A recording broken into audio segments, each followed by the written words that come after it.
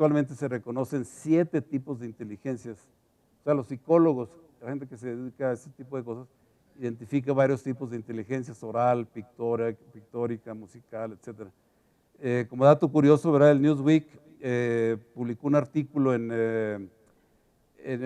hizo una búsqueda por computadora de las grandes publicaciones, o sea, periódicos de grandes, ¿no?, revistas de publicación a nivel nacional, y encontró 1038 usos de la palabra genio solo en un mes, fíjense, en el mes de mayo de 1993, ¿no? Y entonces pues, resulta que además de los genios de siempre, ¿verdad?, como científicos, Galileo, Newton, Einstein, poetas o escritores como Dickens y Eliot, o músicos, o militares, o pintores, o estadistas, además de los genios de siempre, ¿verdad?, encontraron gente clasificada como genios, ¿no? Chomsky, ¿no?, el que introdujo la lingüística moderna, ¿verdad? Larry Hayes, un entrenador de béisbol; Warhol, ¿no?, el pintor, ¿no?, Michael Milken, el de los bonos chatarra, ¿no?, ¿cómo se llama?, en Wall Street, ¿no? Duke Ellington, un jazzista, un rockero; Woody Allen, cineasta, músico, otro músico y actor; Walton es el del Walmart, ¿no?, de los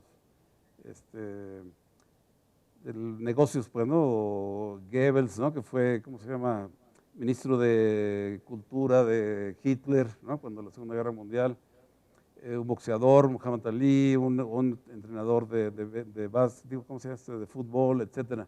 Entonces, fíjense, o sea que tienen un montón de gente, ¿verdad?, que son catalogados como genios, pero nadie sabe lo que es un genio, ¿verdad?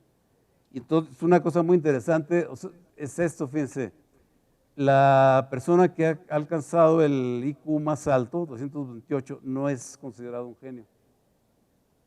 Esta señora es editora de una revista, no recuerdo cuál, pero lo interesante es que, fíjense, tener una inteligencia muy alta es una condición necesaria, pero no suficiente para ser considerado un genio, ¿verdad? Este es un caso, ¿no?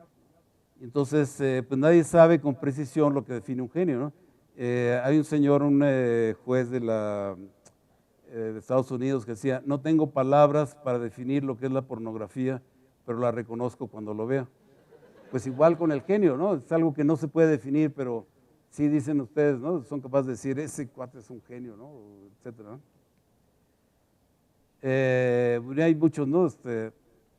Zaparina, que decía, Zaparina, cuando se toca el tema de la creación se empieza a hablar de imaginación, inspiración o de intuición, pero nadie sabe con certeza en qué consisten esas facultades.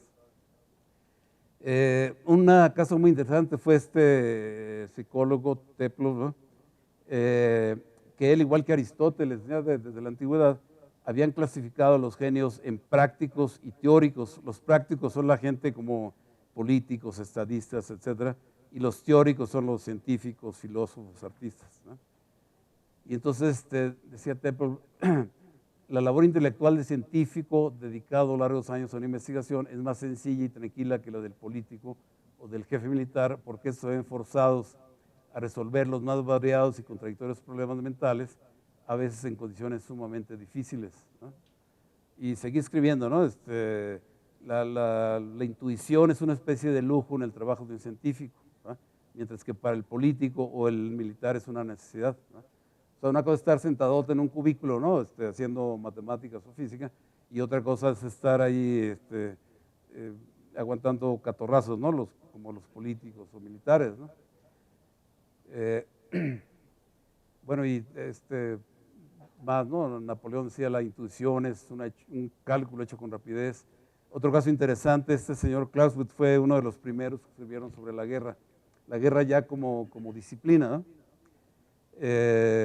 Un austriaco del siglo XIX decía: la actividad mental abandona aquí, o sea, en la guerra y la política, la esfera del conocimiento riguroso, lógico y matemático, y se transforma en arte en el más amplio sentido de la palabra, es decir, en la capacidad de seleccionar intuitivamente entre una enorme cantidad de objetos y circunstancias los principales y decisivos, ¿no? O sea, que les digo, es este mito, ¿no?, de que los matemáticos o los científicos tienen un genio especial, pues en general no es cierto, ¿no? No sé, o sea, no se puede ser así concluyente, ¿no? Decir si es o no es, ¿no? Ni siquiera sabe la gente lo que es un genio, ¿no?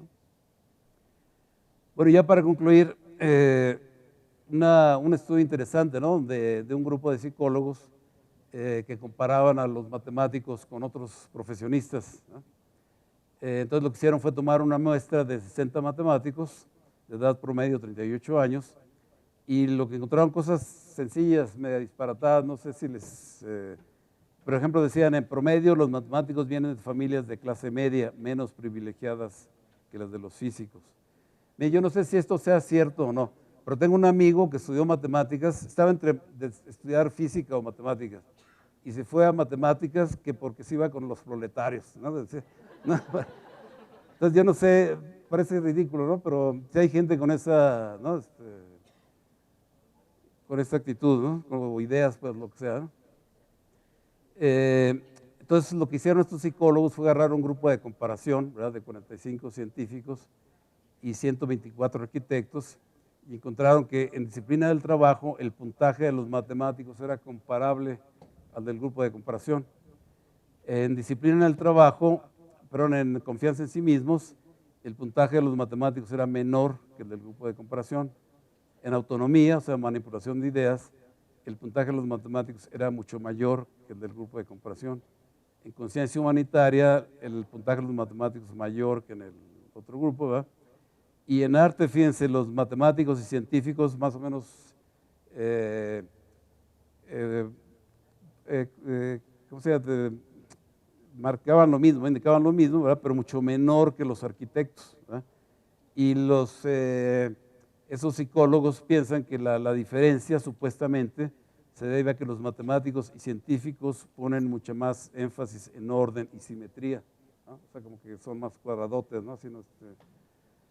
Entonces, por eso su puntaje, ¿no? En general es menor que el de gente orientado hacia el arte, por ejemplo, ¿no?